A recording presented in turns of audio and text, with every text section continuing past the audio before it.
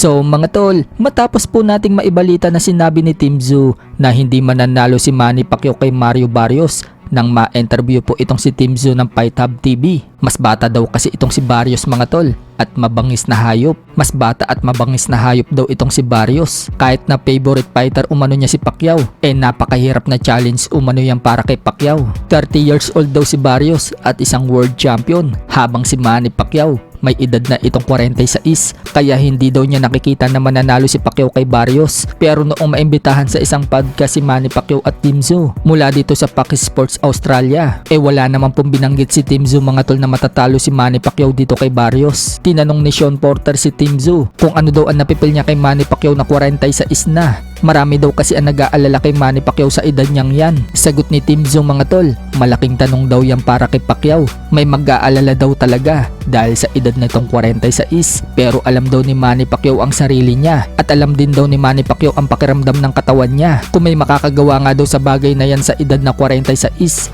si Manny Pacquiao daw ang makakagawa nun. May nag-react nga po sa interview na yan kay Tim Tszyu. Sinabing hypocrite daw itong si Tim Tszyu. Sa ibang interview daw kasi kay Tim Tszyu, sinabi nitong matatalo daw si Pacquiao kay Barrios. May nag-reply naman sa comment at sinabing napanood nga din daw niya yon at mukhang takot daw itong si Tim Tszyu sa harap ni Manny Pacquiao. So parang lumalabas mga tol na balimbing itong si Tim Tszyu. Hindi kasi na masabi sa harap ni Manny Pacquiao na matatalo si Pacquiao kay Barrios.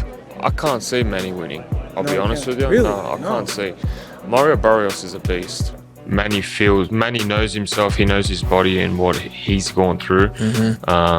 If there was anyone that can do it, it's this guy. Be that guy. Nag-post naman si Tim Tszyu mga tol ng picture kasama niya si Manny Pacquiao noong panahon na naka-sparring niya ito. At ngayong picture nila, sinabi ni Tim Tszyu mga tol, it was all a dream. Sa ibang banda naman mga tol, nagkaharap din po kahapon si Isaac Pitbull Cruz at Angel Fierro. Mapapalaban nga po sila mga tol sa undercard ni Manny Pacquiao versus Barrios. Intense nga po ang kanilang naging face-off noong makipagkamay kasi itong si Pitbull kay Fierro.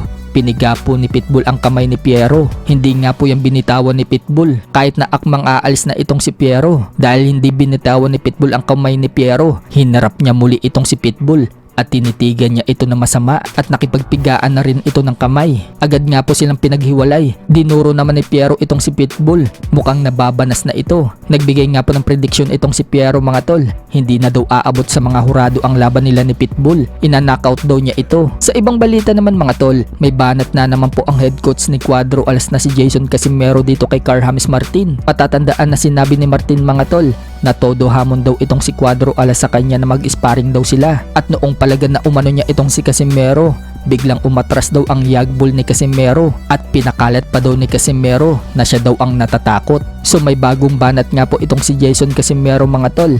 Tinawag niyang Martina itong si Martin. Wika ni Jason, hindi daw alam ni Martin na hirap nga daw silang makakuha ng sparring partner kahit daw binabayaran nila ang sparring partner. Kaya sino daw ang maniniwala sa sinasabi ni Martin na takot si Cuadro Alas sa kanya? Payo nga daw niya kay Martina, wag na daw ito mag-post ng training. Ang ganda daw kasi ng training niya, pati conditioning. Pero pagdating daw sa laban, biglang tumawa itong si Jason at sinabing wala. Tapos pagdating sa laban,